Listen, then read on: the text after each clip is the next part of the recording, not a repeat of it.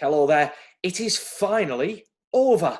Almost a year to the day after the 2019-2020 season began, Newcastle, Gateshead and Middlesbrough brought an end to North East involvement in the campaign over the last week. It's been long. It has been strange. There's been elation. There has been heartbreak. And that's only over the last 7 days or so. But while the season may be over, we are still continuing. Welcome to Football Matters.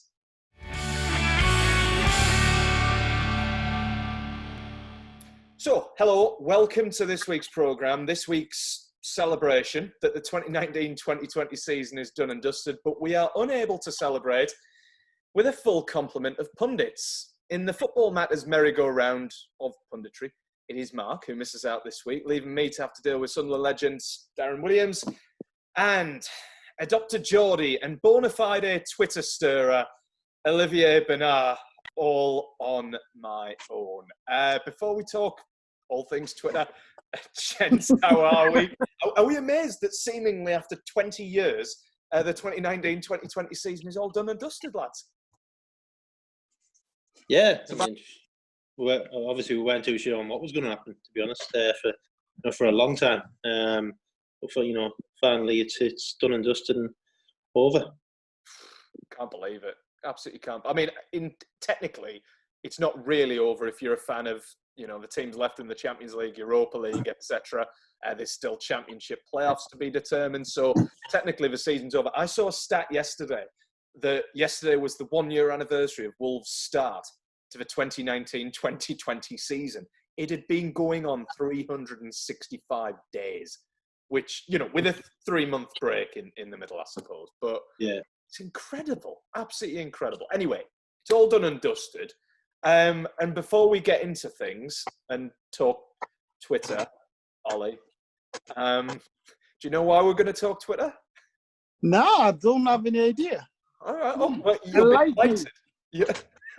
I will, mate. Trust me. You'll be delighted because it's the return of one of our popular features. I'll get onto that in a second. But before we do go on to that, did anyone see the Zenit St. Petersburg Cup celebrations over the weekend? Nope. No? Well, Daz is nodding, so he'll have heard about this. If you haven't heard about this, take a look or a listen, if you're listening to the podcast, to this. I'm going to play it now.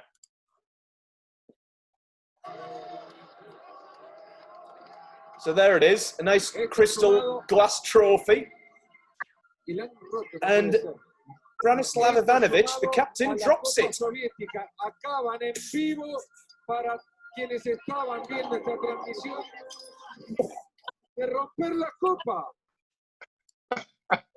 as you can see, or hear, because you definitely will have heard the shards of glass in the top of the trophy, Branislav Ivanovic drops the Russian cup and brutally smashes at least the top of it into smithereens. Now, I've seen a few of these. I think Sergio Ramos once did it at Real Madrid, where he dropped the Copa del Rey, I think, off the top of a tour bus.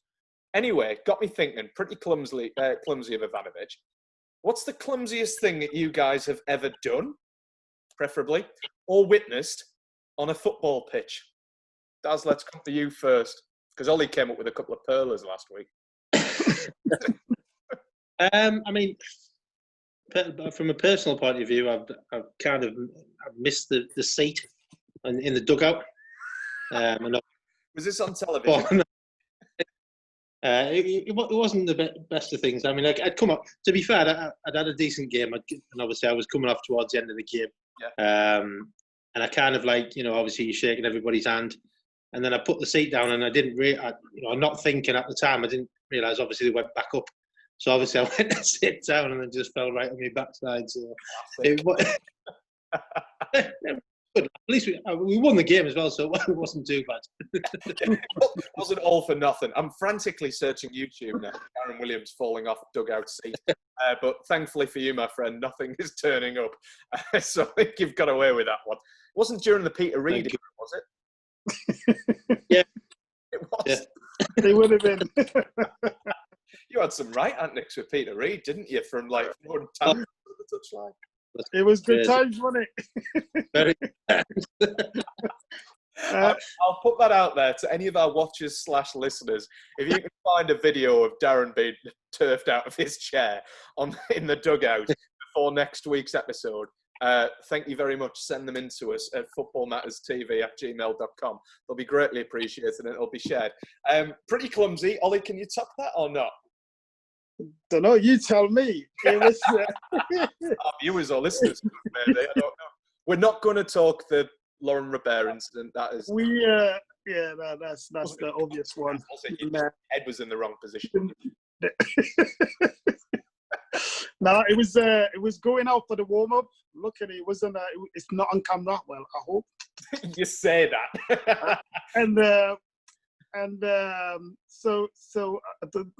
For anybody who knows St James Park, you walk down and then you walk up to the pitch. And on the last one, I had my studs stuck on the last one. And you know when the last couple of steps you go up in sprint, yeah. and then you get onto the pitch to get yourself up a bit. I missed the last one, and I can see myself like doing like a dog walk, like trying to catch myself up. I'm doing like, and then past the line, I'm kind of standing up. Everybody was howling. You're telling me you tripped over the last step, ended up doing the Baffertimby Gomez practical calibration on the ground and then recovered before you hit the pitch? Honestly, yeah, it was everybody was howling. Like, what are you doing? What are you doing? Can you remember who it was against or not? No. That's convenient. Oh my no. God. And I hope nobody's got it on tape. Like, well, again, no, I thought it was going to be straight on the match of the day, but I got away with it. The camera were not ready at the time, so I'm glad. The worst time you could do it when the camera is literally trained on one. Oh my God! Brilliant. What did your teammates say at the time? Anyone rip? They went, "What are you doing?"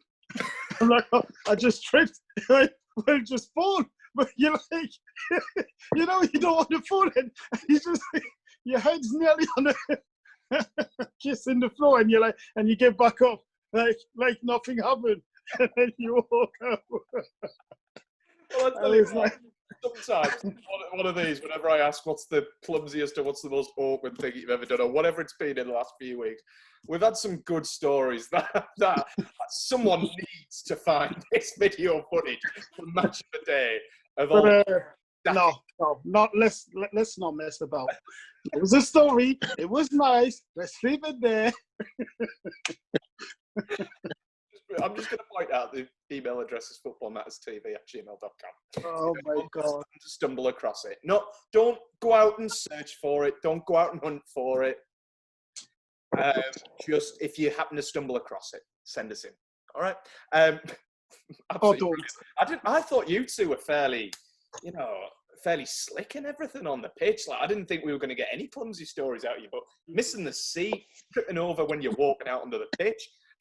It's all right. I'm not going to get it. I once tripped over in front of a footballer when we were about to do an interview, so that didn't go down too well. I'm not going to say who, and I'm not going to say who for. But, please do. Please. My head collided with his leg, shall we say. It didn't end up in a good place, shall we say. Not quite in the midriff, but not far away either. So not going to say who it was, but they will, if they watch or listen to the Football Matters podcast. Why would you not say who it was? Well, I don't want to embarrass the poor lad. Oh, because you tackled him. Against. For the same reason, mate. Anyway, I hope it was as enjoyable for him as it was for me. Anyway, so we've dealt with the clumsiness. I think we should get on to one of the features. This week, I must point out, I haven't got any guests on this week because we thought, with Mark deciding to be elsewhere, that we would pick Ollie and Darren's brains on Newcastle, Boro, Sunderland, Gateshead, you name it, across the season. But before we get into that, It's the return of one of our favourite features. We've only had it on twice, including today, but it is one of our favourite features anyway. It's Mean Tweets time. And this is because, Ollie, you were back on Twitter, weren't you, on Friday night? It's happening. Thank God for that. I hope we will have the ambition of a great football club again. Does this sound familiar, or? It does. It does. I was excited. I was doing an interview for a Saudi paper, and you know, they announced that they were coming this week. So I was excited, and I wanted to share it with the world. I didn't choose the right words, so it kind of backfired in my face, actually. So I take it. You know, the use of the right words is quite important nowadays, and I clearly, lost my English in there somewhere. Especially with football fans, especially with football fans. But you did, in fairness, you know, just to clarify, you weren't on the wind-up. It was a simple language misinterpretation. There we go. It's happening. Well, it will happen. Sorry. Tomorrow's Tuesday, Ollie. Tomorrow is So you know, we still. He's given up on this now. It's still happening tomorrow. So hopefully. Well, bearing that in mind, there was a few people who obviously interpreted it slightly different, which was tremendous, because I was reading all these replies and thinking, great, that's another 5 minutes taken up on the show on Monday night. We're going to bring back Mean Tweets again. So I've gone and picked out a few of the best, I think. I don't know whether best is the right word, although we'll give it a go anyway. Let's have a look then. So similar sort of thing, Ollie. Daz, feel free to chip in on a couple of these, mate, because they are tremendous. I will. I'll read. He's probably wrote his own as well. One of these is Daz's alter Twitter account. He's seen Ollie decide to get involved in the takeover again and thought, log in to the alter Twitter account. Well, I must say. Right, I'll read them out. You guys, well, react, I suppose. First one. I do love me wine. I agree. Also on the red wine again, it says, for the purpose of the podcast. Ollie, I don't get that again. Like, it's not like I do love me wine, but again, it's a bit harsh. But I take it.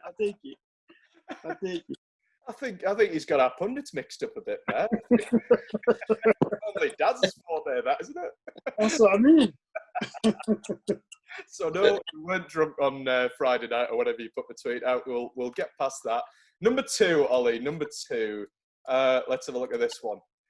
My old man used to think he always looked stoned. I need to cut the dreads. Yeah, I know what he's thinking. I'm gonna cut the dreads and look a bit sober. Short hair, sober. Long hair, mortal. Okay, I get it.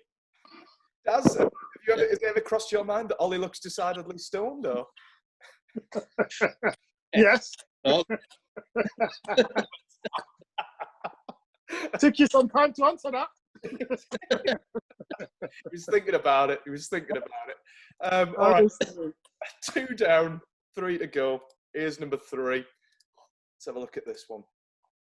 Now, this one's a double tweet just for those listening to the podcast. Firstly, please, lads and lasses, just don't be setting about Ollie. It's backing you up, mate. He's one of our own. Don't know a player from other shows that has bought into our club and area as much as this lad. He should be revered, not picked at. That's Daz's alter Twitter account there. That is spoken like Darren Williams. Thanks, Daz. No problem, mate. Paul Davidson. About this one is the reply. Don't be setting about Ollie. You've literally called him unhinged in another response. I didn't see that one. Just on that. I was searching. I'll be honest. I was searching, lads, for a really nice one, and the Twitter account there, Paul Davison, lovely words about Ollie. But it was that, and then it caught my eye. You've literally called him unhinged in a previous tweet. Like, that sums Twitter up for me. That's fantastic. So that's number 3.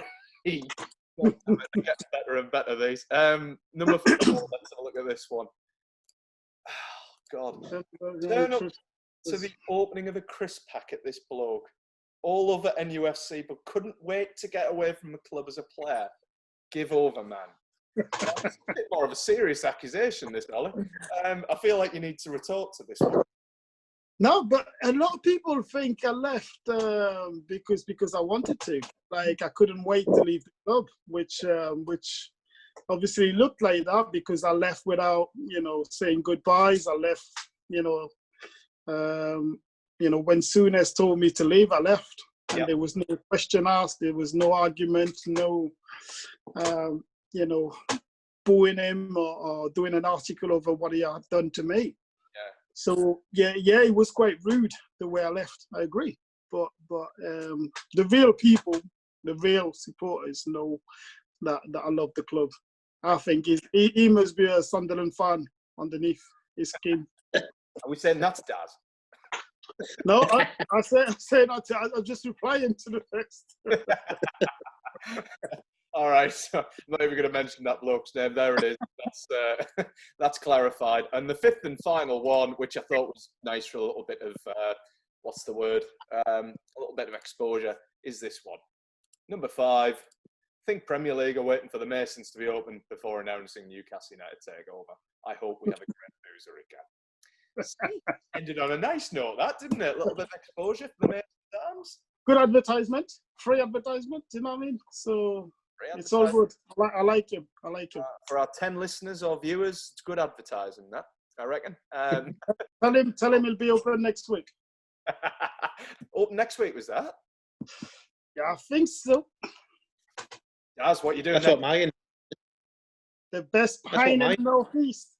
Have you not been invited, Daz? Was it free bar, Ollie? Is that what it said?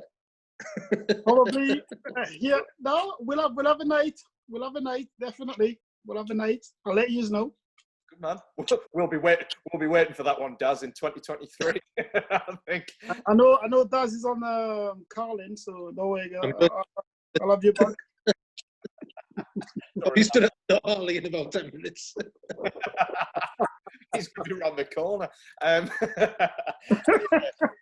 That brings an end to mean tweets. We'll move on from the Newcastle United takeover, and I'm pretty sure we're heading straight into Newcastle United. But before we get into things, guys, just a reminder, you can watch us, of course, on YouTube, Facebook, and we're available as a podcast on SoundCloud, iTunes, and Spotify. So get subscribing, get listening, get watching. Let's head into things then. Newcastle United rounded off the season with a 3-1 home defeat to Liverpool. It left them 13th with 45 points. Gents, I've seen the word satisfactory being bandied around more times in the last few days than I've seen ever before in my life. For both of you, is this a satisfactory season for Newcastle United or not? For me, yes. For me, it is satisfactory, an honest season. Because at the start of the season, everybody thought we were going to go down. We would have been down by January. And by January, we started picking it up. I think we were playing some excellent football after Christmas for a month. And lockdown happened. If it wasn't lockdown, I think we would have been on a good run and could have probably finished in the top 10, I believe. Great job by Steve Bruce regarding the squad that he's had to work with. I think he's done enough and he's done well. We're just waiting to see a bit more quality come into the club, really. Yeah, I was going to say, actually, Daz, do you think that Steve Bruce could have done any more, or has he pretty much done the best job possible? No, I don't think he could. I mean, it's been difficult. It's been a difficult season. I think even if the season would have continued, obviously without this coronavirus, etc., that would have been a difficult season. But I think he's done well with what he's got. I think we've seen a difference in Gale to the end of the season. a very difficult time to start a season back, obviously with no crowd, etc. But, in fairness to Newcastle, they've kind of got the points that they wanted, really, or needed to stay in the league, and the job was done. But yeah, I think Bruce has done a decent job. Potentially next year, obviously he needs some money coming in to kind of obviously get a few players and bolster the squad. But under the circumstances and everything that's gone on, I think he's done really well. We'll come on to potential new arrivals at Newcastle or potential takeover at Newcastle. But very quick, you mentioned Dwight Gale there, Daz. John Joe Shelby ended the season as top scorer. Does that sum it up, Ollie? I think it shows that the lack of experience, opportunities missed. Going forward, I think we were a threat. I think scoring was the problem. Having your old Alan Shearer as a number 9 would have probably finished the season with a top 10, definitely. Because I think we're pretty solid as a side and as a squad, but in the final third we're not clinical enough, and that's probably something we need to look at for next season. And as soon as you get 1 or 2 injuries, whether it's Almiron or St. Maximin, we're struggling. That's all we play on is pace. We need a bit, we need a number 10. We need a number 9.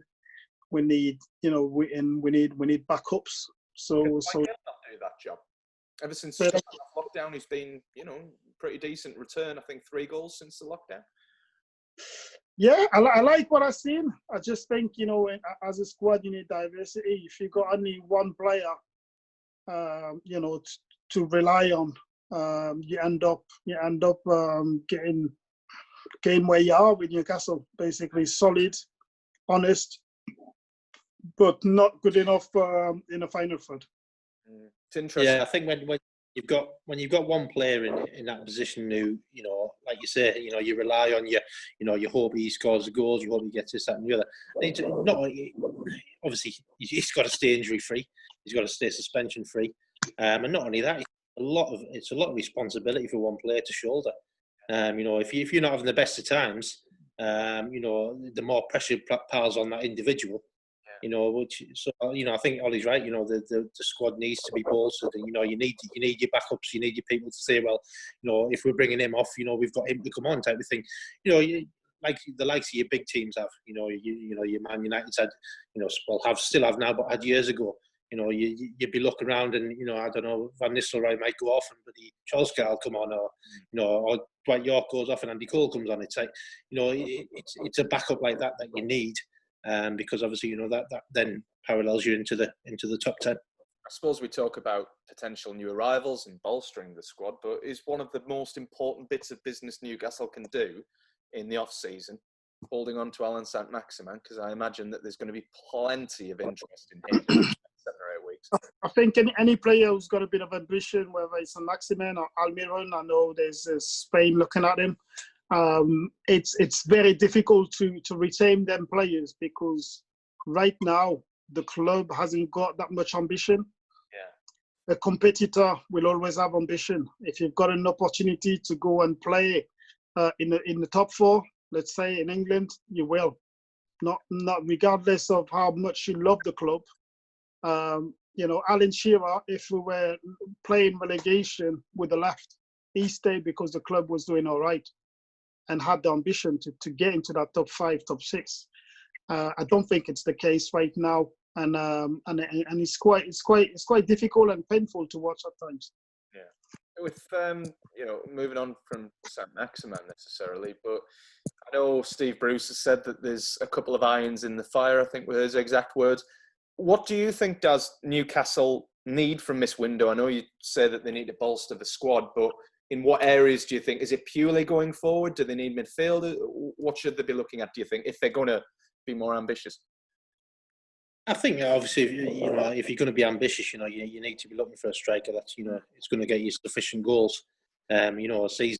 I think they've got creativity in certain players. I think maybe strengthen up in the midfield area. For me, I think if you go down the centre of the pitch generally and strengthen, obviously that gives you a good base to work on. Yeah. So for me, it's the final third is massive. They've got creativity in certain players, which we've seen. And I think, in your defensive third, I think if you strengthen up in those two areas, you give yourself such a better chance and opportunity of winning more games or turning games around that, you think generally that you would normally get beaten. Yeah, it could be the difference between that and a top 10 finish. I think I was reading reports today that Newcastle, should the takeover not go through, will only have 35 million available to them, plus player sales to be spent in the transfer window. I mean, I know coronavirus is going to affect things, Ollie, but that's nowhere near enough, is it? Really, if they need a striker, centre midfielder, etc. That's exactly sum up where we've been for the past 10 years. We spend the minimum, we sell the quality, and we still manage to survive and still be in the Premier League, where we don't look like a Premier League side. For me, it's straightforward. It's we need to make sure as a club that we always stride forward. That's not been the case. I'd like the takeover to take place, to be honest, like many of us in our days, but it is a difficult one at the minute.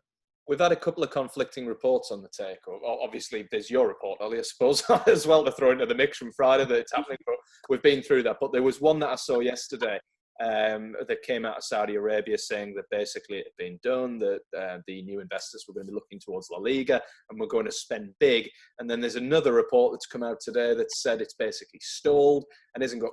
Essentially, we are still in limbo. What I want to do is, just finally, gents, on Newcastle, is look at what Newcastle are going to be next season if the takeover does not go through. I don't like to be pessimistic, but looking at it, as it stands now, if Newcastle are going to go into next season like this, what will it be like at the club, do you think? I think it's going to be a very, very difficult season for players, from the manager, because you've got to sell maybe your better players to bring youngsters and player of the futures. It's very difficult to keep your best players at this rate. Yeah. And as a player, if it stay like that, you want to leave. If you have a bit of ambition, like I said before, you will look into leaving. Wherever you can. It's a different problem, but you would be looking to drop the shoulder, definitely. Do you think, Daz, just to round it off, we've already seen quite a few problems in the fan base and at Newcastle, but do you see that getting worse and worse and worse if this takeover does haplessly not go through? I think if the takeover doesn't go through, it's like Ollie said, it's going to be a very difficult season. I think if you say there, they potentially would have 35 million to spend. You're going to have your scouts, etc., looking at some very, very top talent that hasn't been found yet. You're going to have to find a gem in a market where where you've not got a lot of money. So it's going to be a difficult one. It's kind of like finding someone like Vardy, coming from the lower levels and obviously hitting the heights that he has, which is fantastic. But it will be a very, very difficult season, I think, for Newcastle if this takeover doesn't go through. Worrying times, but the fingers crossed remain from a Newcastle perspective that it does go through and things will turn on the drop of a hat, I'm sure, as a result. But just quickly, guys, before we move on to Gateshead, low down the leagues, obviously it was news broke over the last few days that the Premier League season will be back September 12th, and they're looking to try and get crowds in if things don't change necessarily for the worse by October. Firstly, on the start, it's quite a quick turnaround. Where do we stand on that one? Obviously the players in a roundabout sense, have had about 3 months off. Yeah. You know, it is a quick turnaround. I totally agree. For me, I don't know. I'd feel like I've not kind of fulfilled my season. You know, because obviously we've had that such long a layoff, and then obviously games have been crammed in. Yeah. You know, you'd want a bit of a break. But I think, you know, I don't think it's too bad, all in all, to be quite honest. I think as a player, you'd want to take over anyway. You know, in the club season, you know, you would normally have a week or two off, and then, you know, you're back at it on your own personally, and then obviously go back to pre-season training, and then obviously you know you do get things there. So I don't think it's too bad of a gap, to be honest. I think it's probably pitched just right, you know, for players. It's 6-7 weeks at the end of the day, and you know it's a couple of weeks off, then straight back into pre-season. But they won't have lost too much fitness because obviously it's been such a helter-skelter season the last couple of months. What about the crowds, Ollie? They're expecting the crowds to come back by October, or hoping for the crowds to come back by October. Is that a little bit too soon? They're already trialling it out in the cricket, and it seems to be okay. Very ambitious, very ambitious. We can see that all other countries are getting numbers back up in terms of mortality. So we need to be very careful, very cautious in that sense, because in the end of the day, we're talking about humans' life. I like the way they want to promote the sport, and they want people to get back into the normal life. But at the same time, you know, you're putting people at risk. You know, there's no right or wrong way to do it, but I think it needs to be really thought about. You know, in the next, probably in August, by the end of August, we'll have a clearer idea on whether we should let the public back in the stadium, really. Yeah, be interesting to see what happens with that one. Is this with the percentage of the crowd? Yeah, I think so, Darren. It's going to be a third maximum that is going to be allowed back. I think there's also been other figures like 17% of the stadium being allowed back in, etc. So I think from a Premier League perspective, it'll be great, but from a lower leagues perspective as well, obviously, who, you know, don't necessarily 100% rely on revenue, on crowd revenue, but rely on it heavily. It's got to be a good thing for me in terms of just eking crowds slowly back into the stadium. Not from an enjoyment perspective, but from a survival of clubs perspective, I suppose. As long as, like you say, Oliver Health, right? You know, but we'll see. Yeah, because the longer it goes on, obviously, the worse it's going to affect the, you know, like you say, the lower clubs who struggle financially. I mean, you know, I think if it's done right, then great. You know, but like you say, you're on the side of caution because obviously it is people's lives. Yeah, cool. Well, it's lower league that we're going on to now, and that's Gateshead. Heartbreak ultimately for them over the weekend into the National League North playoff semi-finals, and very, very confident they were against Boston. Crashed out 5-3. Darren, what a game! But a game ultimately they were on the wrong side of the result for, so it doesn't matter what a fantastic spectacle it was. They're not in that final. No, yeah. And obviously, you know, it's disappointing from that sense. I mean, you know, you look at the game 5-3, you know, clearly, obviously, you know, Boston were ahead and obviously Gateshead, you know, were fighting to get back into the game. So, you know, it opens up the game massively. And, you know, and obviously that's, you know, potentially why the scoreline ended up 5-3. But yeah, I mean, you know, unfortunate. But, you know, I think when you look back at where they've come and how far they've travelled, you know, from basically going out of business more or less, you know, to then, you know, being on the brinks of it and then, you know, surviving and then having such a, you know, a great season to put them in a position of being in the playoffs in the first place. You know, and the job that everybody's done at the club, you know, that's a massive achievement in itself. And I think, you know, you've just got to look at it from the point of view, very disappointing that they haven't made the final. Obviously, which they would have loved to do, and what a fairy tale it would have been if, you know, they would have got promoted. But, you know, they've just got to build on it. You know, they've done tremendous job since, you know, it's gone from, you know, the brink of nothing to where it is now, you know, and that build and that, you know, that energy and that, you know, the belief has just got to continue. And, you know, I'm sure they will all be working hard in this little bit of a close season to get everybody back and right and ready to go for the next season. Yeah, I was going to say, actually, Ollie, just on what Daz was saying I know it might sound a bit strange a few days after a heartbreak like that, but how well does this journey that they've been on in the last few weeks kind of set them up for next season? Because they're going to be aimed at, aren't they, in National League North? I think they'll be this next season or this season. I don't know how you want to call it, but whatever it's called. I think it's they will be a big contender in the league. I think they'll be looked at as being one of the better side in the league with what they achieved. I mean, six, like Daz says, a year ago, new manager, the club was meant to go bust. Yeah. So there's been a lot of changes at the club, and they've coached superbly well. And looking at the results, yes, it's a 5-3. You could say that they have beat Boston before during the season, but it's a cup game. I think it comes with a bit of luck and choices on the day. It's hard to say, but they were probably not ready. Yeah. To be promoted this season, it would have been nice.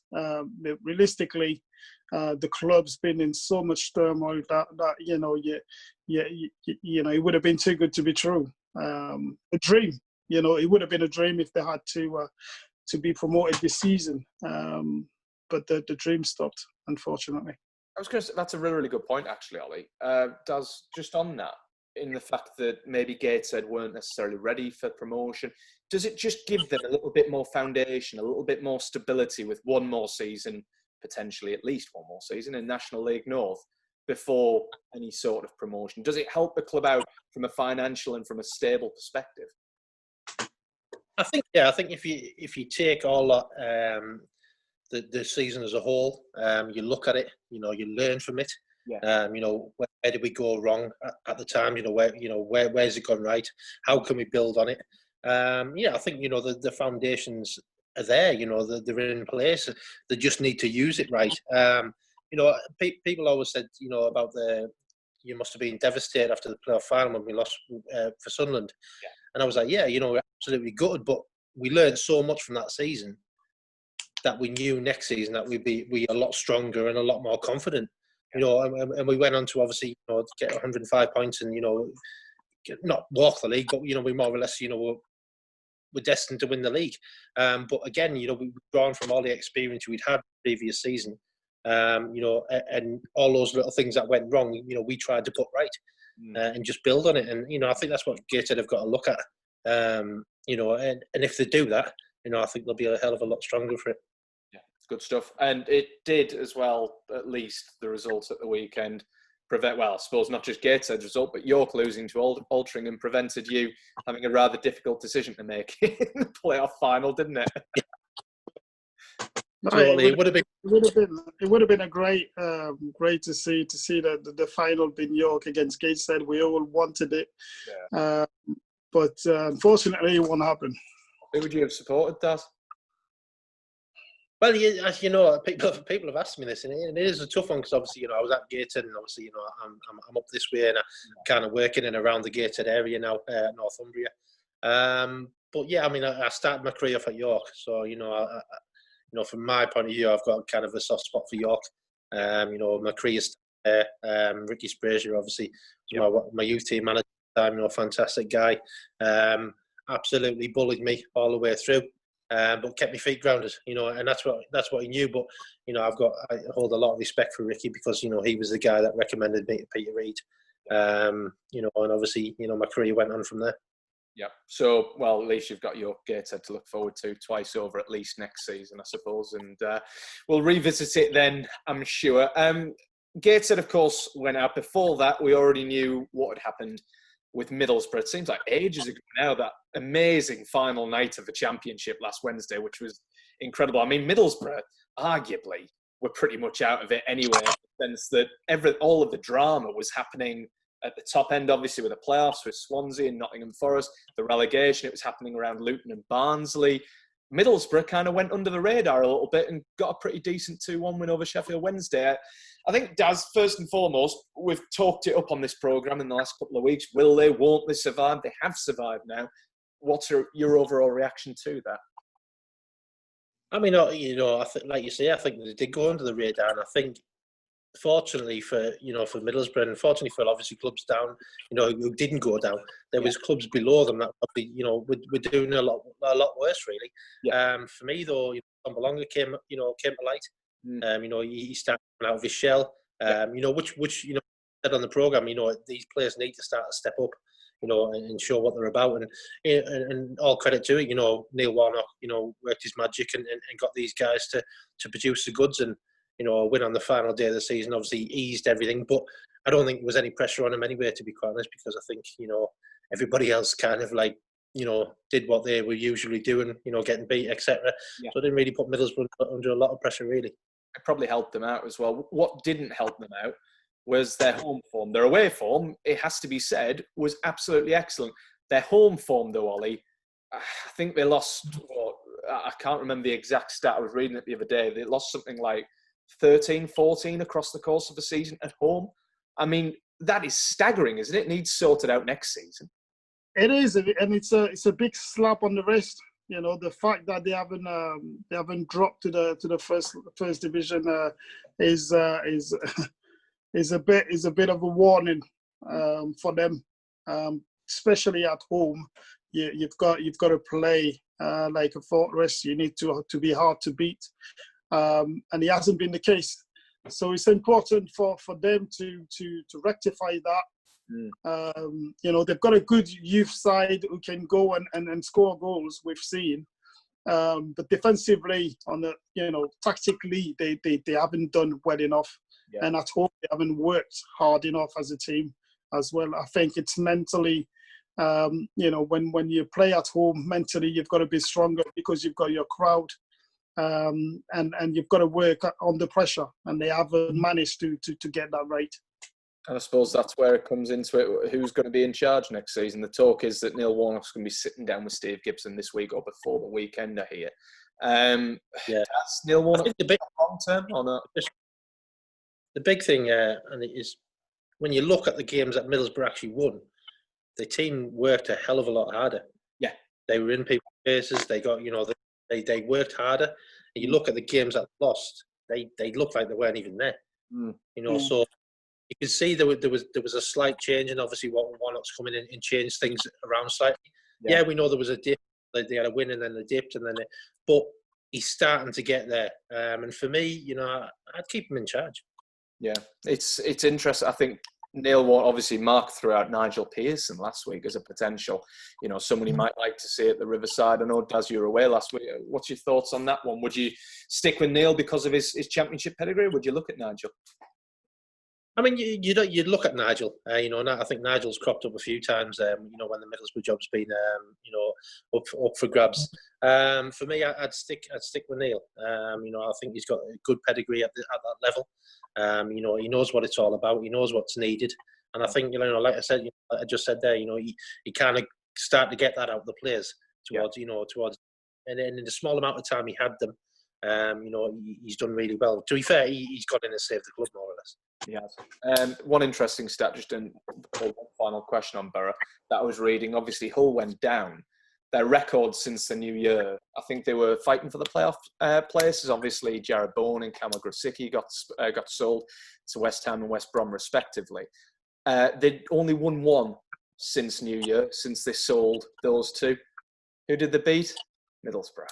So a lovely little reminder that Boro's away form, wasn't necessarily all good when they got beaten at the KC by Hull a few weeks ago. Just one final one on Boro and the championship as a whole, I suppose, guys. It's not going to get any easier next year. You look at the sides that have come up, but most importantly, the sides now that we know are coming down from the Premier League. Watford, Norwich and Bournemouth, all down to the Championship. You've still got Nottingham Forest in there. You've got one of Brentford, Cardiff, Swansea and Fulham going up, so the other three will be staying down. Is that the next year's Championship, which has always been described as a competitive, one of the most competitive leagues in the world, is that easy more competitive now next season for promotion. To be fair, over the last since really Man City took the reign, the championship, been very, very competitive. You find your better players, in the championship. Yeah. Your youngsters doing well, young Englishmen doing well, and get bought by Premier League.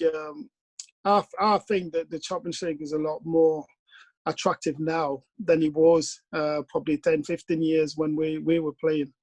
Yeah. Nowadays it's as good as the Premier League. It's just a matter of technical ability. I would say probably it's faster, but not technically better.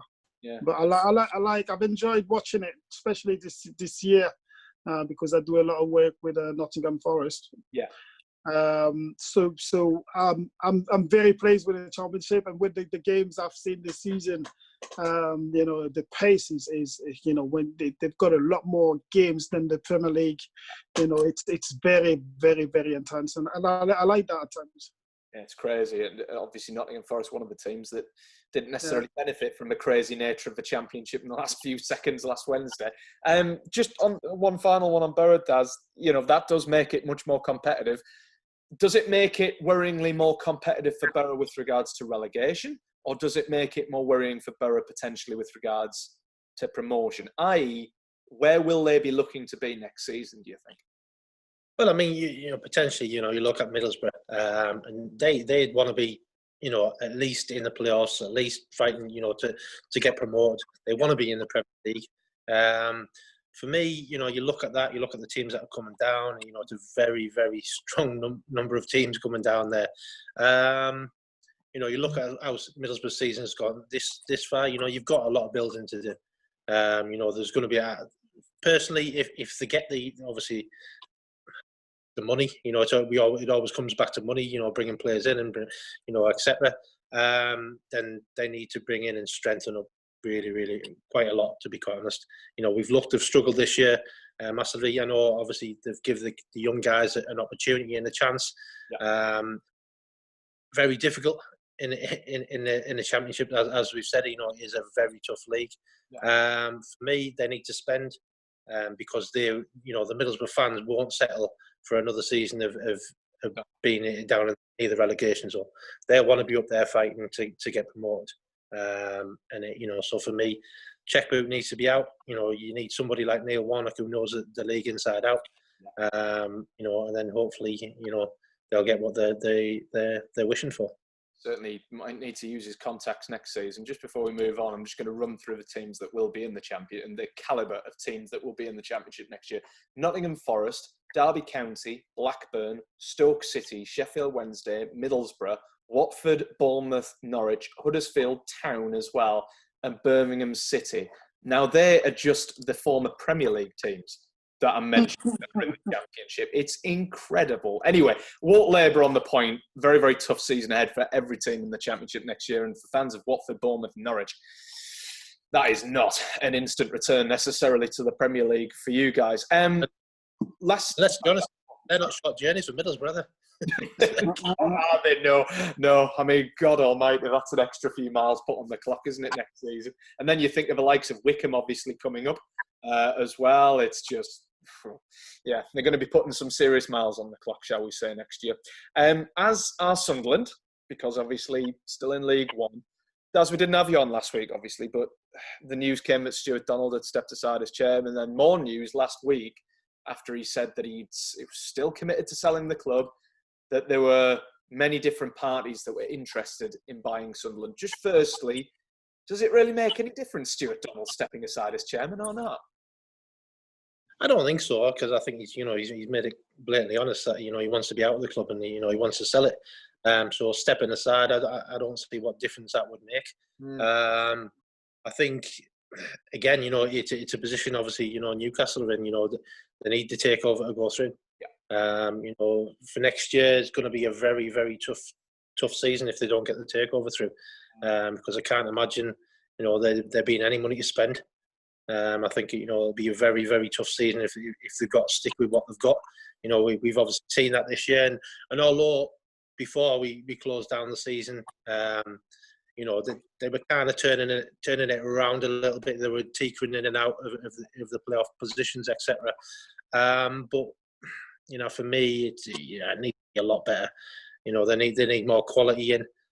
You know, as we've noticed, you know, the chief scout, etc. You know, they've all departed the club, and you know, there's big gaps at the moment, and there's a lot of unsettlement going on, and it ain't right, and it ain't good. And if the takeover doesn't happen soon, then you know you're getting closer to the season, you know, and you want to bring players in. You know, potentially, you know, if this doesn't happen, they won't be bringing anybody in. So, how, on that basis, Ollie, how sorry do you feel for Phil Parkinson in all of this? Because he doesn't have too much to work off. He's got a club that might be in different ownership by the start of the season. Finances are struggling a little bit. The youths are heading off to Middlesbrough and other clubs. He's in a really difficult position, isn't he? Yeah, it's a bit. It's as difficult for Newcastle and Sunderland. They're quite in a similar situation where they're expecting somebody to come in, and unfortunately, you know, nothing's happening. Nothing's happening. They're in the way, and that unsettled not only the players but the managers, the people who teach and coach at the club. You know, it's the whole. Though you're not only the first team but the reserve team. You know, it could be, you know, life changing for coaches because they could be out of a job. So it's always difficult because you don't know if you should, you know, give your 100% to the club because you know you love the club, but at the same time you're thinking, you know, if there's a new manager, if there's a new club owner, I could be out. Shall I just go and get somewhere else while I can? So I don't end up, you know, without. So it's a very, very, very difficult situation for anybody who's attached to the club. Does? I think if you look at the three Northeast clubs, they're not too dissimilar. You know, Newcastle, you know, wait for takeover. It needs to happen. You know, it needs to happen because they need to strengthen, they need to bring players in. But they've got a great manager in Steve Bruce. You look at Sunderland, they need a takeover to happen. They need to bring players in. They need to build their squad back up. Yeah. But they've got a great manager in Phil Pattinson at that level. You know, he knows that level. Middlesbrough, you know, they need investment. They need to bring players in. But they've got a great manager in Neil Warnock.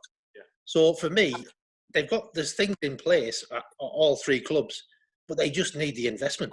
Yeah. Which is obviously a big issue for all of them and a huge issue. But it is.